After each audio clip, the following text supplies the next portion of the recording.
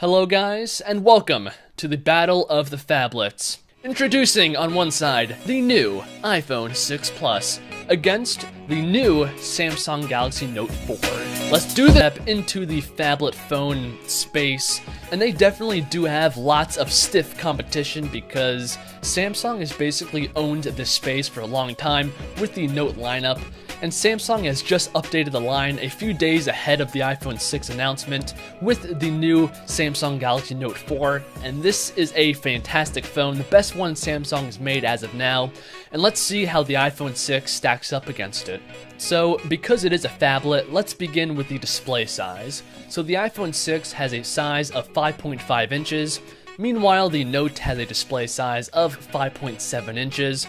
So the Note is 0.2 inches above that of the iPhone 6, and that is definitely going to come in handy while watching movies, playing games, browsing the web, and so on.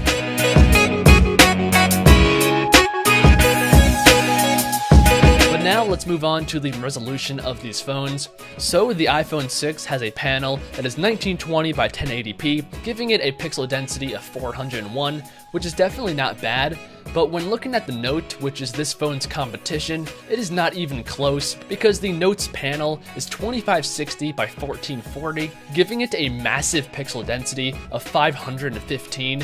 So I think we can easily say that the Note 4 is the best phablet when it comes to the display, both in size and resolution.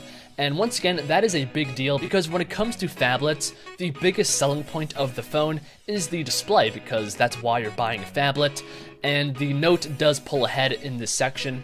So next up is the build quality of these phones, and in the past, this would be an easy win for the iPhone over a Samsung phone, because for a long time, Samsung phones have always been made out of plastic, and you guys know all the iPhones, including the iPhone 6 and 6 Plus, have an extremely nice, full aluminum unibody design. But Samsung has finally changed things up with this new Note, because it actually does implement actual metal going around the side of the phone, making the phone feel a lot more valuable in the hand, and that is definitely a good thing. Although the back of the Note still is that fake leather plastic design, meanwhile the iPhone 6 is a complete aluminum body, but the plastic back does have some advantages because one, you can replace the battery unit, and it also gives you access to the expandable SD card on the inside, allowing you to expand the storage on the phone up to 128 gigabytes, and none of this can be found on the iPhone 6. So when it comes to the build quality, I'm going to have to say that this is a tie because yes, the iPhone 6 does have the full aluminum body, but the Note does implement metal on the sides, and it does give you full access to the inside of the phone, allowing you, like I said, to take out the battery, expand the storage on the phone, and so on. And that's why I'm saying that it is a tie when it comes to the build of these phones. So next up is the camera unit on these phones. So the iPhone 6 has a new 8 megapixel camera on the back that goes down to f2.2, and it does implement a new sensor behind the glass that should give you, combined with the new Apple A8 chip, good looking photos. When it comes to video functionality, it can film in 1920 by 1080p, so full 1080p video, and that is at 60 frames a second, which is definitely good. It can also do slow motion 720p video at 240 frames a second, allowing you to have extremely slow motion video. And lastly, the iPhone 6 Plus has optical image stabilization, and that helps to keep the camera still while taking photos and video. And it also has a 1.2 megapixel selfie taking machine. Now moving back to the Note, this is equipped with a Sony-made 16 megapixel lens, which is going to give you fantastic high-resolution photos and videos. And speaking of video, this is where the Note really pulls ahead of the iPhone 6 Plus because it can film in full 4K resolution, and this means that it can film in 2160p in comparison to the iPhone 6 Plus that can only do 1080p. And it does film this in 30 frames a second, but it can also do 1080p video at 60 frames a second. So same as the iPhone 6. And just like the iPhone 6 Plus, this does have optical image stabilization built into the phone to keep the camera still while taking photos and videos. And it also has a 3.7 megapixel selfie taking machine up front with a wide angle lens. So to conclude this section, I think it's obvious that the Note does have a clear advantage. Now, moving on to the brains of the phone, the iPhone 6 Plus has the new Apple A8 chip on the inside, which is a 64-bit chip, which is supposed to be about twice as fast as the iPhone 5S. Meanwhile, the Note has the newest Snapdragon 805 CPU, clocked in at 2.7 GHz, and is a quad-core CPU. And it also has 3 GB of RAM, backing that up. At the time of this video, we don't know exactly how much RAM the iPhone 6 Plus is going to have, but we can safely say that it's going to be between 1 and 2 GB of RAM. But you guys want to know, what exactly does all that mean? So in the past, basically all the iPhones and form factor, they are the ones who came up with the initial Note device and really popularized this larger screen format. Apple have always been on the side of smaller screens, but they've gone against that now, and they can see the potential of the larger screens. And we've got the iPhone 6 Plus, so these two are going to be going head to head. But what are the key differences in specs and features? Well, do hit that thumbs up button and let's find out. Now, initially looking at the size differences, the iPhone 6 Plus is actually a bit taller, 4.6mm taller compared to the Samsung Galaxy Note 4, and it's roughly about 0.8mm smaller in terms of width, and also 1.4mm smaller in terms of the thickness. So it's quite a thin device, but still quite tall. Now, looking at the size differences in screen, the Samsung Galaxy Note 4 has a 5.7-inch display, whereas the iPhone 6 Plus has a 5.5-inch display. So although the Note 4 has a larger display, it's actually shorter compared to the iPhone 6 Plus, and it's not that much bigger in terms of width, just 0.8mm, so not even a full millimeter. Yes, the iPhone 6 Plus is quite a bit thinner. So this is definitely something to bear in mind with the Samsung Galaxy Note 4, that you're actually getting a larger screen on a smaller device in terms of height. Now, in terms of the differences in displays, the Samsung Galaxy Note 4 has a Super AMOLED display, whereas the iPhone 6 Plus has a backlit LED IPS display. Now, this will come down to personal preference. Both are very, very good displays based on their previous models. They are very, very good. Definitely some of the best in the market out there at the moment, so I don't think you can go wrong with either. Now, in terms of the resolution, the iPhone 6 Plus has a 1080p resolution, so that's 1920 by 1080, works out to roughly about 401 ppi pixel density. I'm actually glad that they went for a standard screen resolution here, because usually they go for something random. I mean, the iPhone 6 is 1334 by 750, very, very random there. So that the fact that they've gone for a standard resolution here is absolutely great. But the Samsung Galaxy Note 4 definitely has an advantage here because it has a Quad HD display, so that's 2560 by 1440. So the advantage of resolution definitely goes to the Samsung Galaxy Note 4 here. You've got many more pixels, and also in terms of pixels per inch, 515 versus about 401. So a big advantage here that you've got on the Samsung Galaxy Note 4.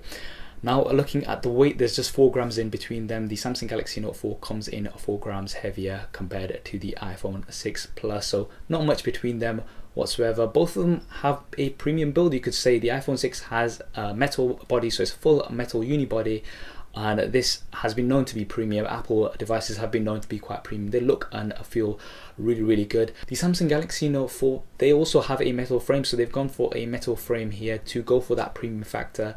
But you've got a soft touch plastic back, so this is a textured soft touch back. What this allows you to do is remove the back, so you've got access to removable storage as well as a removable battery, which we'll be talking about a little bit later. But it's not fully aluminium, so it's not fully metal, but you do have the soft touch back, which feels quite nice in the hand. So now this is going to come down to personal preference, which one you prefer. I would classify both as a premium. Now, looking at the internals, the Samsung Galaxy Note 4 has some of the latest specs. You've got a Qualcomm Snapdragon 805 processor that's clocked at 2.7 GHz quad core, and you've also got the Adreno 420 GPU. So in terms of Android devices, this is right now at the top, and this is the best specs that you can find right now. The Apple iPhone 6 Plus has the 64-bit chip, so it's the A8 processor this time. They've not specified the clock speed or anything as yet, so we're not too sure about that right now. And you've also got the M8 motion coprocessor, which is going to be measuring motion data without waking up the main CPU. Now, we are going to have to put these side by side in terms of performance. In terms of RAM, the Samsung Galaxy Note 4 has 3 GB of RAM. The Apple iPhone 6 Plus, they've not specified how much RAM you've got here. It's probably going to be between 1 to 2 GB. It definitely won't be 3 GB. This is something that Apple have not specified as yet. In terms of the different storage versions available, the Samsung Galaxy Note 4, you've got it in the 32 GB version. They've not mentioned a 64 GB version as yet. We may be getting one later on. With the 6 Plus, you've got 16, 64 and 128 GB. So they've ditched the 32 GB version. You don't have a 32 GB version iPhone anymore, and these will be at their different prices. So you've got a few more options here on the iPhone 6 Plus compared to the Note 4, but the Note 4 has expandable storage, so you can simply pop it in a micro SD card and really expand that storage. You can't do this with the iPhone 6 Plus. You are stuck with the storage that you've got. And moving on to the cameras, the Samsung Galaxy Note 4 has a 16 megapixel rear-facing camera. The iPhone 6 Plus has an 8 megapixel rear-facing camera, so the resolution advantage definitely goes to the Samsung Galaxy Note 4. Both of these use phase detection autofocus, so it'll be nice to put these side by side. So it's going to have a very quick autofocus on both devices, no doubt about that. And both of these devices also have optical image stabilization, so not digital, optical image stabilization. This is the first on both Apple side as well as Samsung side, so it's great to see that we've got this here. This should provide lots of stable video as well as motion free images and a better low light performance. Now the iPhone 6 Plus also has a dual LED flash, so that's two different flashes that will fire off in different combinations. So you've got one white and one amber, and this will give you some better skin tones, whereas the Samsung Galaxy S5 has its own features. So you've got real-time HDR, for example. You've also got a feature to selective focus where you can blur out the background. These features have been carried over from the Samsung Galaxy S5. And in terms of video, the Samsung Galaxy Note 4 can film up to 4K, so that's 2160p. Absolutely insane having that resolution on a smartphone. And you've also got 720p at up to 120 frames a second. Now with the iPhone 6 Plus, you've got 1080p at 60 frames a second, so you don't have 4K. This is something we wouldn't have expected Apple to have anyway. But you've got 720p at 240 frames a second, so super slow-mo. This is absolutely awesome. I'm really looking forward to checking this out. The 120 frames a second on the iPhone 5S was absolutely great, and the software that was with it as well was absolutely great because you could slow down just parts of it. It's not like you just filming a slow motion video. You could select which parts you wanted slow motion, and you could get some really nice results. But now you've got up to 240 frames a second, which is absolutely great. Really looking forward to checking that out. Now in terms of the front facing cameras, the Samsung Galaxy Note 4 has a 3.7 megapixel front facing camera. Samsung have definitely been pushing on the front facing camera side. I mean, with the Note 3, everyone's seen that famous Oscar selfie which went viral on Twitter, the most retweeted tweet of all time. So a big emphasis here on selfies. Now the Samsung Galaxy Note 4 also films at 1080p HD from the front facing camera, and it's also supposed to be 60% brighter compared to the previous model. You've also got a wide selfie mode where you can sort of use it as a panorama and get in a lot more people. Now with the iPhone 6 Plus, they've still got a 1.2 megapixel front facing camera capable of filming 720p HD. Now this is supposed to be a lot better in low light, 81% better compared to the previous model, which is great. Low light from the front facing camera is great, but still at that resolution, that 1.2 megapixel resolution, and it's still at 720p. Personally for me, this is a bit of a disappointment. We'll have to put these side by side, but the Note 4 definitely gets the edge here in terms of that resolution. Now looking at the operating systems, you've got Android KitKat 4.4.4, so that's the latest version that's going to come out of the box on the Samsung Galaxy Note 4, but it does come with the TouchWiz UI on top. So Samsung's TouchWiz UI on top, which has its own features and benefits, some of which we'll be talking about a little bit later. But it also means that you're not going to be getting updates directly from Google. You're going to have to wait for Samsung to put those through. With the Apple iPhone 6 Plus, you've got iOS 8, so that's the latest version, and you are going to be getting all of the latest updates directly from Apple. In terms of which one's better, that's going to come down to personal preference. I'm not going to go into an Android or Apple war here. I never do in these videos. Now moving on to some of the additional features. So firstly, looking at the connector, the Apple iPhone 6 Plus has a lightning connector, so this is useful because you can switch it about, but it can be quite expensive. It's not universal and they can break quite easily as well. The Galaxy Note 4 has a micro USB connector, so these are very cheaply available and you can easily replace them, and they're definitely a lot more universal. Now both of these do have a touch sensor, so a fingerprint scanner. The Samsung Galaxy Note 4 has the same one as the Samsung Galaxy S5, so you have to swipe and you have to be pretty accurate. I'm not hugely impressed with this in my experience of using it. The iPhone 6 Plus has Touch ID, so this is the same as the iPhone 5S. This you just have to touch, so you don't have to swipe, and you can do it in any angle as well. So the advantage for the Touch ID feature definitely, I think, lies on the iPhone side. It has been implemented a lot better. You've also got Apple Pay, so this is something new that they've introduced, and you're going to be able to use NFC payments, but you're going to be able to authorize them with your Touch ID, and Apple are partnering with lots of providers for this. Now the Note 4 does come with its own additional features. Firstly, you've got a heart rate sensor at the back of the device, which is going to be useful for your health apps, but the key feature on the Note 4 is that S Pen. Now this is something that separates it apart from lots of other devices.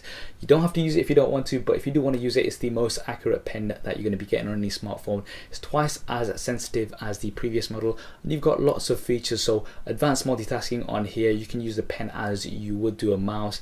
You can take pictures of text and it will convert it into editable text on your smartphone. And the